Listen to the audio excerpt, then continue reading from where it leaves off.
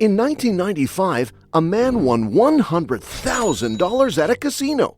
This wasn't just a stroke of luck or a rare occurrence.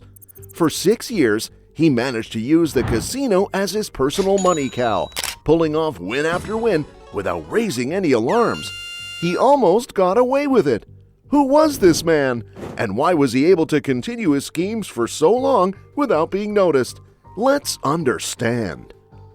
Ron Harris wasn't like most crime masterminds. He hadn't been gambling for a long time or was a big roller. He worked for the Nevada Gaming Control Board as a geeky computer expert instead.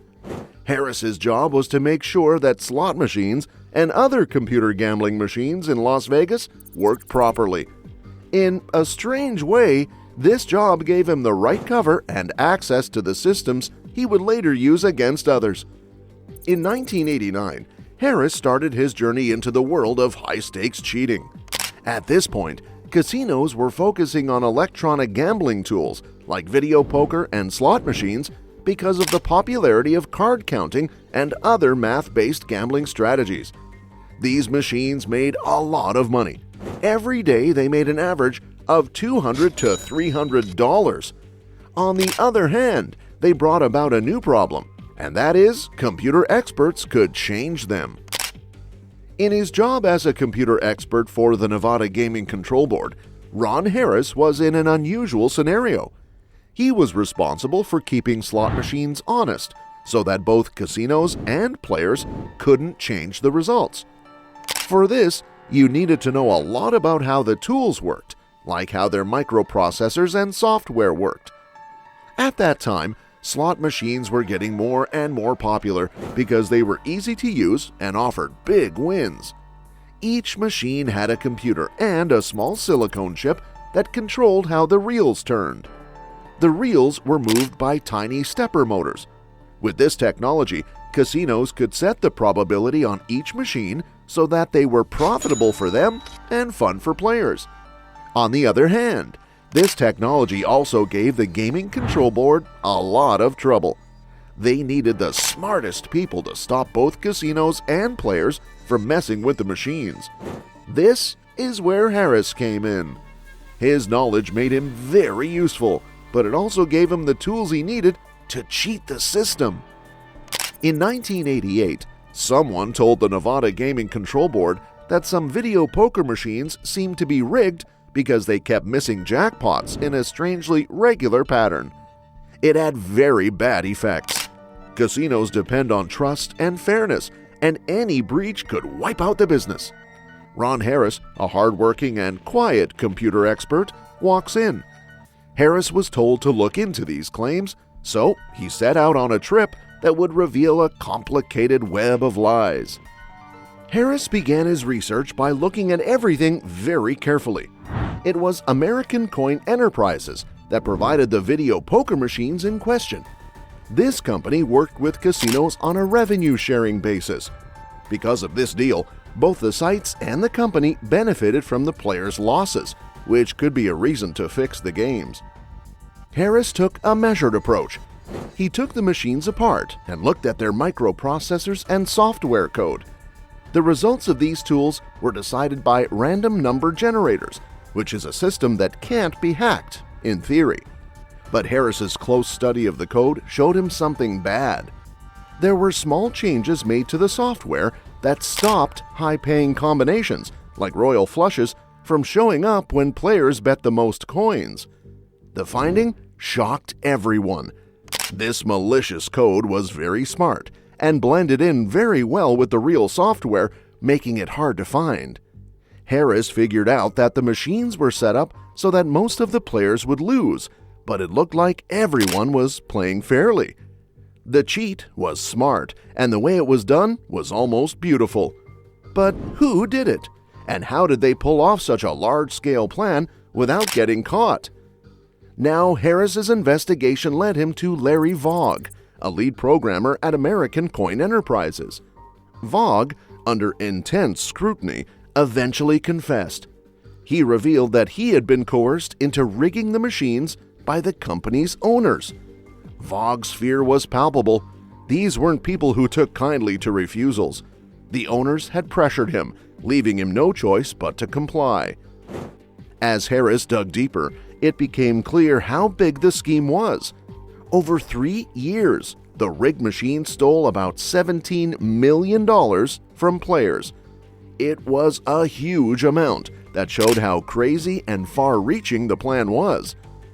But tragedy ruined the investigation's progress.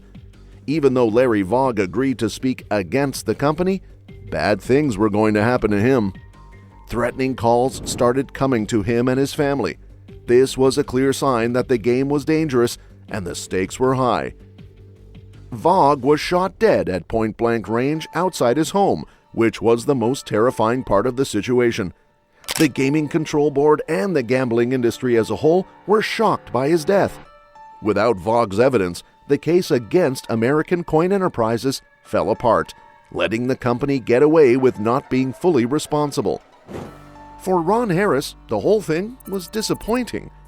He had found out about a big scam, but justice was still hard to find.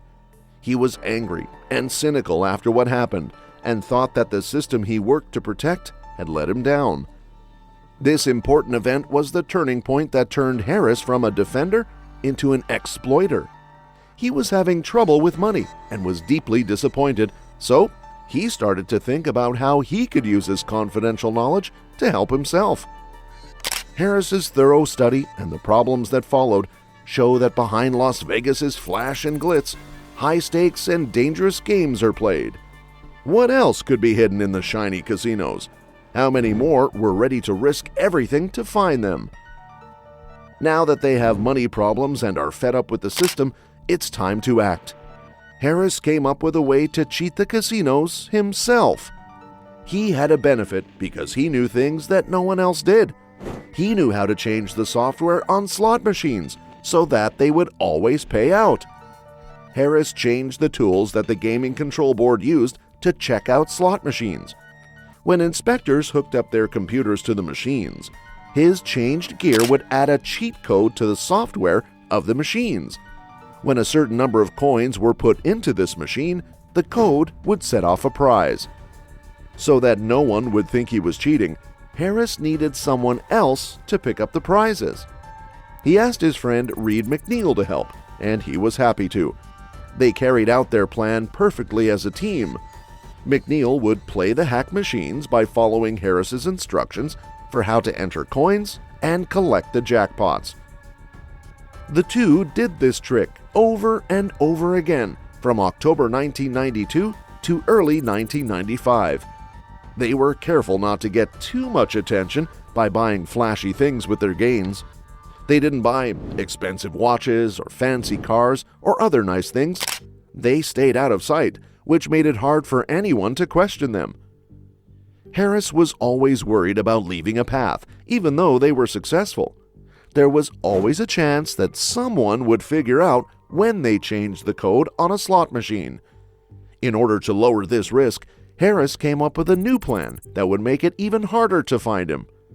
He then went after Keno, a game like a lotto where people pick numbers and hope they match the numbers the casino draws. Keno games had a much lower chance of winning than slot machines, but they could pay out much more. Harris could see how the Keno machines were programmed because of his job. He found out that the Keno random number generator wasn't really random. Based on past draws, he could figure out what the lucky numbers would be by looking at the software.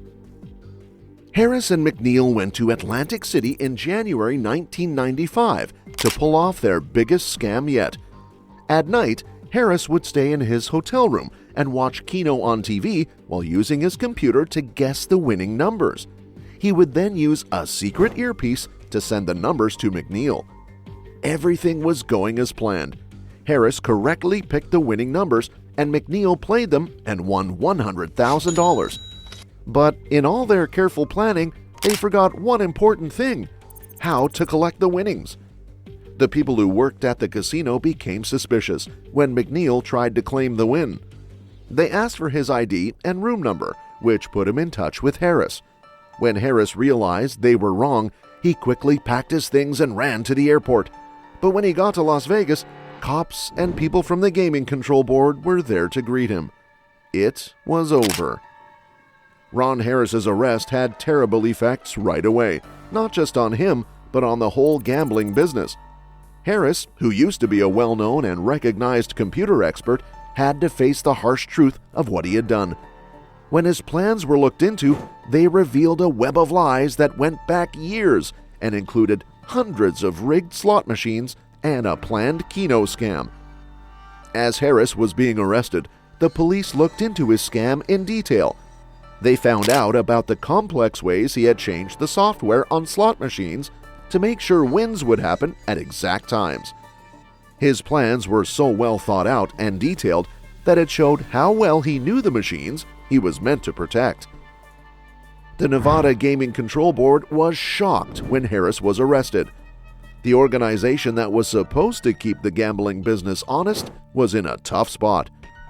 How could one of their own people have planned such a big scam? The news made them take a close look at their security measures and how they keep an eye on things. When the case went to court, Harris was charged with many things, such as fraud and conspiracy. People were eager to learn more about the man who had been cheating the gambling business for so long, and his trial became a big story. Harris was given a 7-year prison term in June 1996. When giving the term, the judge stressed that Harris's crimes were a breach of trust and were planned. Because he was on Nevada's Black Book of Banned People, he was looked down upon in the gaming world and would never go into a casino again. Ron Harris's story is a testament to how insider knowledge and technical expertise can be used for both good and ill.